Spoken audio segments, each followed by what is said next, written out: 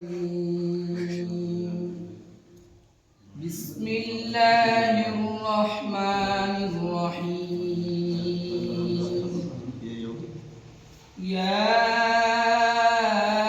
أيها الذين آمنوا لا تكونوا كالذين آذوا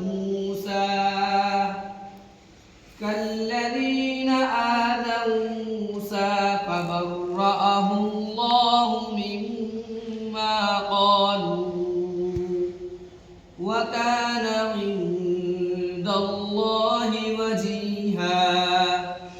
يا أيها الذين آمنوا اتقوا الله وقولوا قولا سديدا يصلح لكم أعمالكم ويغفر لكم ذنوبكم ومن يطع الله ورسوله فقد فاز فوزا عظيما. صدق الله